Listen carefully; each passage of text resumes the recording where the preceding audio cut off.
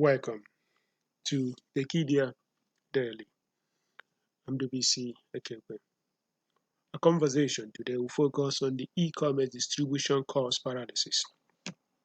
Essentially, we'll be looking into what you have to consider as you essentially examine your e-commerce operation in Africa. In a typical e-commerce business, there are major three marginal cost components that you have to look into. It includes the cost of goods sold, essentially the cost of producing that particular item, or essentially a service. You could call it the cost of producing the product. Then you have the distribution cost. The distribution cost now looks into what is the cost of moving that particular product from your, let's say, your warehouse to the destination, which could actually be an office or the house of the person that bought the item. The distribution cost is one big differentiator in the sense that it has turned what is an e-commerce operation into essentially a typical traditional business, because now you have to now operate not necessarily within the domain of digital, but you have to physically deliver that item. So it has to essentially affect the marginal cost so much for you to see whether you can actually make any decent return. As you see that distribution cost scales, you can also see how it's affecting your scalable advantage.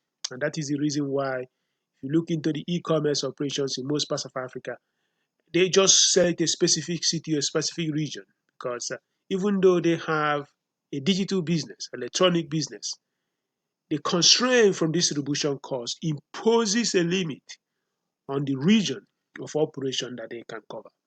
And that is because of the marginal cost associated with serving an extra customer outside the region of operation, which actually now imposes the scalability of that particular business operation. Of course, you have the transaction cost. Transaction cost is the cost that is incurred as the transaction of that particular activity, commercial activity, takes effect. Think about the cost of charged by banks or your payment processor on your ATM, or perhaps your credit card. So, but it is the merchant side now. So the merchant is charged a fee for these companies to help him or her to collect fees, collect money, get this revenue from you. And so he has to consider the transaction cost. So in the e-commerce business in the continent, the distribution cost is the biggest element. Unlike United States or Western Europe, where they have a very solid postal system, we deal with this issue because if you have a very solid postal system, the distribution cost can actually just disappear. Of course, the customer pays for the cost of distribution, and then you don't have to worry about physically figuring out how to actually make that distribution. Just go to the post office, drop the item, and the post office job is to deliver the item. So, but I will come back to this to explain why this distribution cost, the maximum you can charge that customer is actually bounded, because you can't just say, I am going to charge a customer any amount of money because the customer is paying, because there is a limit. If you don't manage it, you begin to price yourself. Your products begin to be very expensive that they may not see a reason in shopping in a digital domain. So let's take it first, what other companies are doing. How do you manage the distribution cost?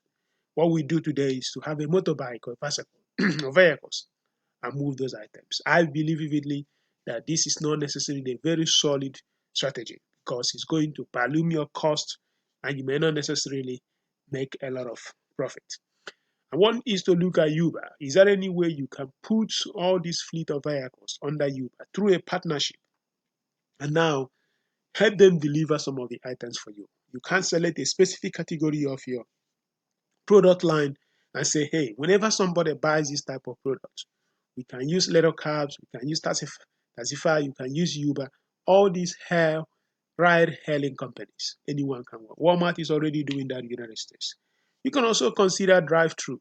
Is that a possibility that, let's say, for instance, in Lagos, Nigeria, as people are exiting for Third Mainland Bridge, they can just drive through and pick up the items they have essentially bought that the same day or yesterday. The system has to be synchronized such a way that when the customer is going through, the customer has to have a specific code which will make it possible for the customers to just drive through, pick up the item, and the person can continue driving home. So this could be strategically located in some specific major cities, in some major roads across the country. And I do believe vividly that it will actually help these institutions to come together and work together as a kind of a competition. And as much as they are competing, there are things they can actually come and work together. I think building such infrastructure where all the e-commerce companies can co-share will actually be very strategic. I also support the essence of having a legacy store just to make sure that the revenue associated with people that are not necessarily interested in going to e-commerce company website to shop, you can take advantage of that to be your online offline brand. But you have to have highly differentiated products. You have to look at how the kind of partnership you can have that the items you sell in that legacy store will not just be available any other place. It has to be available in the legacy store. It has to be available in your digital domain. So it creates that element that you can connect the legacy store customers and future, you can actually move them into the electronic domain. Alibaba is planning to do that in China by having some stores across major cities in the country. And I also support looking at how can you have partnership with store chains so that he can help you drive the strategy of pickups. It's not everything that you have to build. It's Amazon India is buying a supermarket chain just to make sure that he can have the capacity to use that supermarket chain for drop-offs. Yeah, but you don't have to buy. You could just have a strategy that makes it possible for people to actually use those stores to pick things up. But the biggest one will be, how can you get some African countries to build a national postal system? We used to have a postal system in the past, but unfortunately, in most parts of the continent, it is no more functioning. But I do believe that government can privatize the postal system, and if they can't bring that efficiency, you can actually see the distribution cost disappear. Because when the customer pays, and it becomes the duty and the responsibility of the postal system to deliver in a highly trusted system, it means that your business now is actually making sure that more customers are buying because the person whose job is to deliver will actually take care of that. But as you do that, you have to watch and have some considerations. The challenges with distribution costs is bounded. You cannot just say, let me have this customer, let them pay as much as I want them to pay. You can't do that. Because there is a level you can get. You begin to get into a scenario where these customers will just leave you and start moving into supermarkets. You have to consider the fact that there are still a lot of issues of distrust. People don't want to shop online because of fraud, issue of broadband costs. So many people cannot afford to go online, open market. There are markets everywhere from the supermarket to the open market and to just anywhere you go to Africa, traffic lights. So these are alternatives to this customer. These are substitutes to what you are offering. And of course, there is a fragmented market.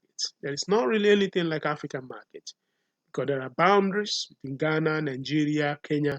So you have to essentially have a strategy for each of these individual markets. At the end of the day, it makes it very difficult for you to have economy of scale. Of course, there's a literacy issue.